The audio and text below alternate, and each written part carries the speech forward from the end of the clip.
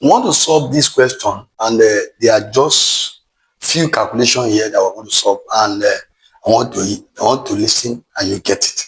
Now, the first question is under gravitational field, but I will leave this first question because I have a lot of things to talk about for this first question. So let's go to the second question. I'll come back to it.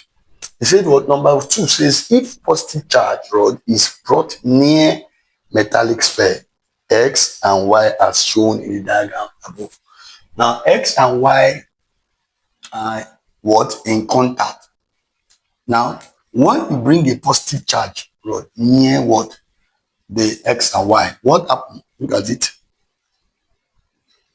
The positive charge rod is brought near. What happens is that the X will now what? It will repel the what? The positive charge to the other Y. There is what will happen. Now this is what will happen at first. Now you ensure that the charge rod, this is a charge rod, the charge rod is in place while you what? You do that separation. You now separate them. Now what do you do is that after separating them, what happens is that this X, this Y. So when you separate the two what? Conductor, two metallic sphere conductor, you separate them. When you separate them, what happens is that the X, while the rod is in place, so don't go and separate them while you have removed the rod itself. So the step 2 now is that you now will separate X. X will now become what? Negatively charged. Why the what? Y will now be what? Positively charged. So Y will now be positively charged. So in that case, why we separate them, you can now remove. When you have separated the two spheres, you can now remove them. So the first step when you are to achieve this is that you are going to what? The positive, the X sphere will carry opposite charge, while it will repel the like charge to Y. Now while they are in contact, this one is still there, the charge rod is still there. Then you make a separation of the two of them. And when you separate them, this one will now become negatively charged. This one will now become positively charged. So the answer is what? B.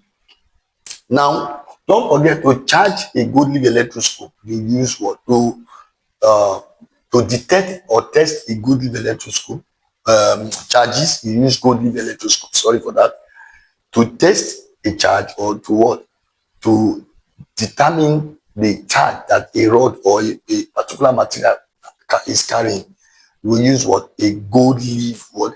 A charged gold leaf electroscope. We tell you like that. Now don't forget that whenever you place a good insulator on top of a charged gold leaf electroscope that is already maybe probably diverged, that the leaf is already diverged, there will not be any leakage. It will not have effect on the leaf. But whenever you place a gold leaf electroscope on the cap of the gold leaf, a good conductor on the cap of the gold leaf electroscope, the metal cap or the cap of the gold leaf electroscope, what happens is that it will collapse the leaf. But whenever you have a poor insulator brought closer to the leaf, what happens is that the leaf will now collapse a little. There will be a little collapse, slowly a slow one rather indeed. Now let's go to the next question.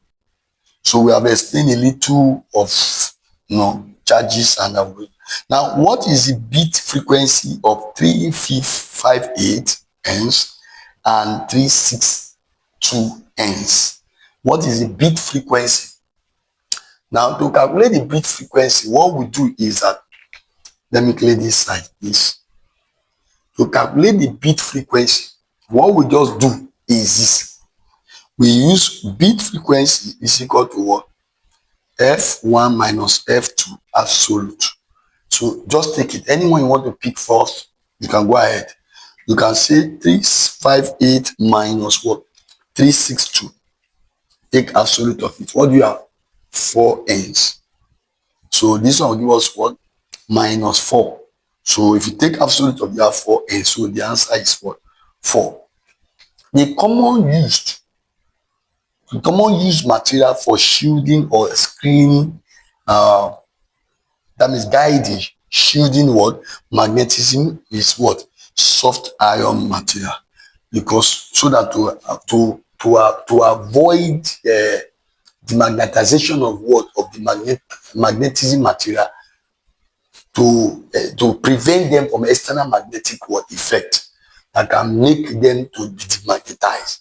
So we use soft iron to shield those magnetic material, so that they can be prevented from what from destroying the magnet, or probably to affect the magnetism what effect, or the magnetism what function.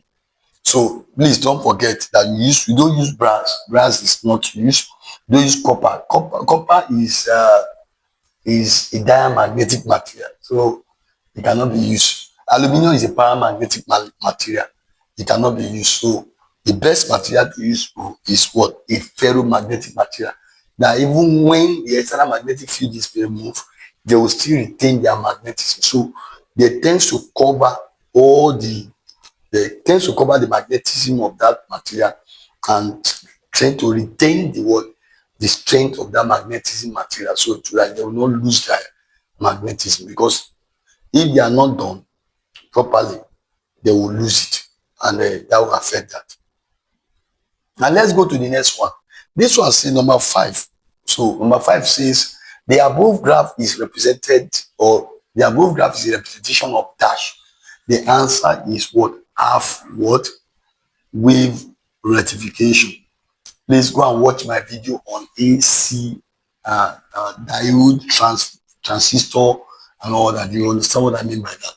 Now, if you have a transformer like this, let's say this is a transformer connected to AC, and you have the primary and the secondary, and you connect a diode to it. Let's say this is a load, and this is diode. Now, if you pass a what? This, let's say D1. If you pass a what? This diode, now, this is transformer working in form of AC. By the time it passes through this diode now, it will have been converted to DC. And the DC now will be half wave, because it's only one diode you are using now. If it is two now, it will have been what? It will have probably center tap what? Diode. Center tap rectifier what? Diode. It will have been what? Probably what? Full wave rectification. But this is half wave rectification. Don't forget, 2 diode and 4 diode we produce full wave, but only 1 diode will produce half wave rectification. The natural radioactivity consists of the emission of dash, alpha, beta, and gamma. No need to waste time on that. It's very clear. Now, they say number 7 say calculate the height of a sharp image. Calculate the height of a sharp image produced by a 6 centimeter long pinhole camera. So that means this is what. Now this is a long pinhole camera. Let's say this is a pinhole camera, 6 centimeter. You are very sorry for that. 6 centimeter long pinhole camera. Then when a 32 centimeter tall what? This what? Is let's say this is the object, is 32 centimeter tall. Is what is placed 0.48 centimeter. That means 0.48 meter. That is 48 centimeter from the pinhole. From it, I mean from the. Now, what they say we should find? Calculate the image, the height of the sharp image produced by the what? By the 6 centimeter long pinhole. So this is what we are looking for, the image that is formed. Now, don't forget that the image is always inverted for a pinhole camera, and the sharpness of the image depends on the pinhole. If it's small, it will be sharp. If it's wide, it will be blunt. Now, that is what will be produced, and that's what Now, what I want to do now, magnification is equal to image height over object height equal to what? Image distance over object distance. So image height is what? 32. Image height. Okay, we don't know it. HI. Then object height is 32. Is equal to what? What is image distance? Image distance is what? This 6 centimeter. Object distance is what? 46 centimeter. So what I want to do now, 48 centimeter. So what we want to do is to cross multiply. Now don't forget that this is object distance, V naught. This is image distance. The image distance is the length of the pinhole. The length. They say from here, from the pinhole to the image is what? Is what we call 6 centimeter. Then 32 centimeter tall is the height. Then it's placed for 0.48 meter from the what? From it. That means 0.48 meter. The object is placed, that means from the pinhole. So that is it. Now we are going to have, what we are going to have now is, let me clear this side. So we are going to have what? HI times what? 48 centimeter is equal to what? 6 centimeter times 32 centimeter. So divide both sides by 48 centimeter. 48 centimeter. What do you have here? This one cancel. This one give us what? 8 centimeter. Or 8 rather. Then this one cancel. This one we are going to have what? 4 centimeter high. So it's going to be 4 centimeter. Now the frequency of wave increases with dash, decreasing the wavelength. You need to what? Know that velocity is equal to frequency at lambda. Then if you create a relationship by what? Keeping velocity constant, you are going to have what? Relationship will not be what? Frequency is inversely proportional to wavelength. So that should not be a problem. Now let's go back to number 1 I talked about before, because it's a special question I want us to quickly dissect, and I don't want us to be in a hurry to do that. Let's go to number 1 question, which is the last question for this particular section. Ensure you understand what we are doing and watch the video over and over again. You watch it over and over again.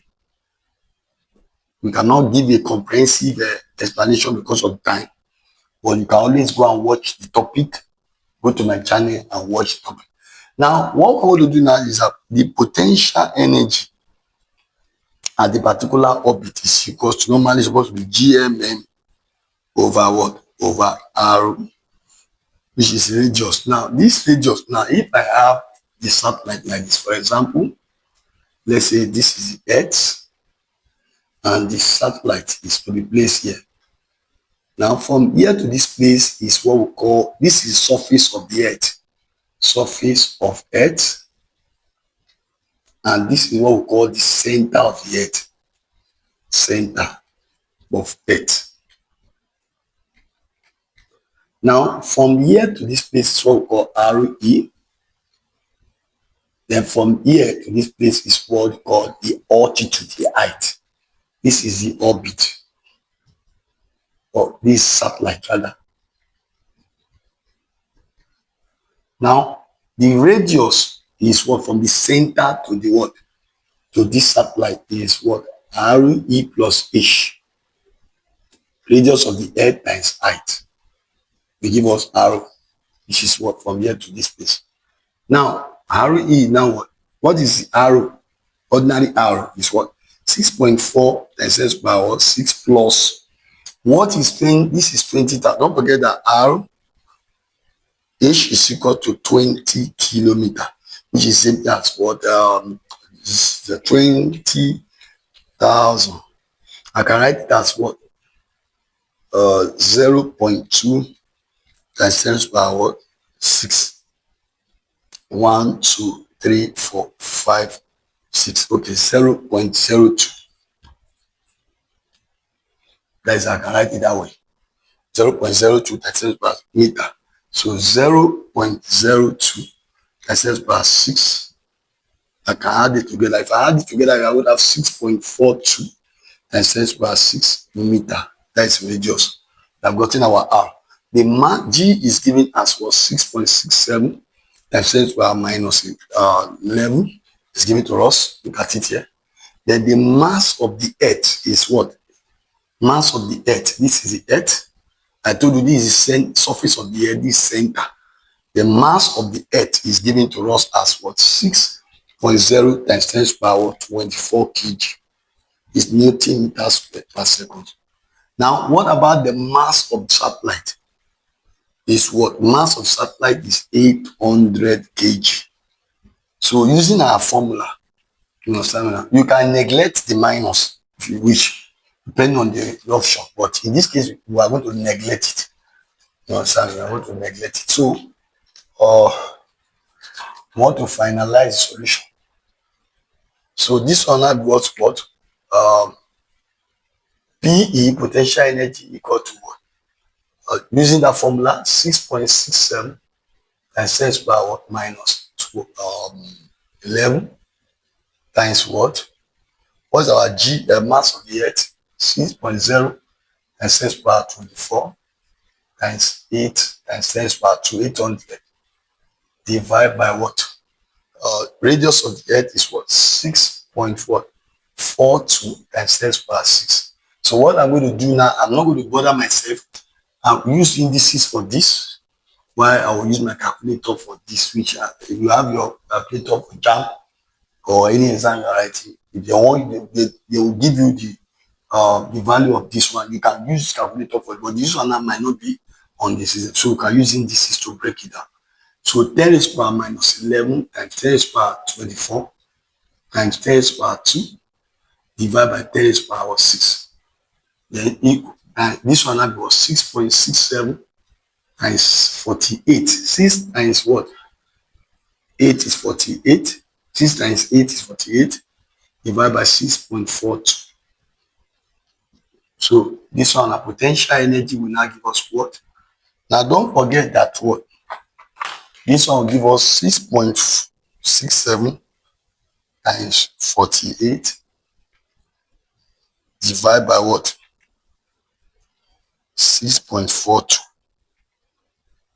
So I would have 49.86. 49.86 times. This one will give us this is 26. 26 minus 11 plus 26 will give us 15. You see, 10 raised to the power 15 now up divided by 10 raised to the power 6. What do you have?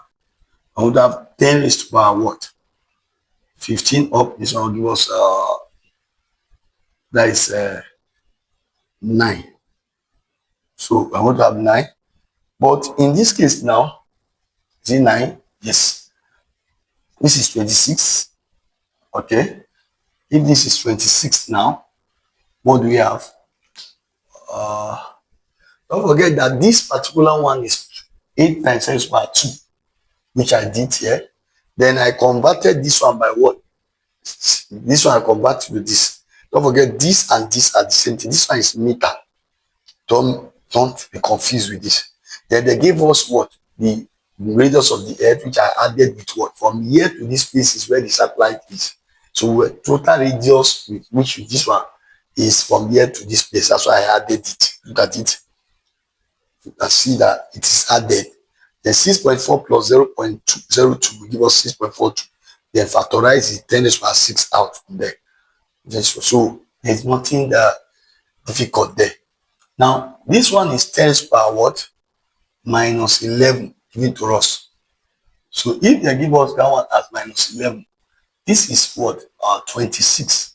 Minus 11 plus 26 will give us what? 15 plus 15. And the down one is already what? 6.10 raised to the power 6. So minus 6 will give us 9. That's how we get that. So we're going to have this, or we can have it as what? Look at the board. I can shift it like this. If I shift it by 1, what do we have? If I shift it like this one will give us what? Plus 1 again. So I have 4.98 times what? 10 raised to the power what? 10. So this one will give us joules.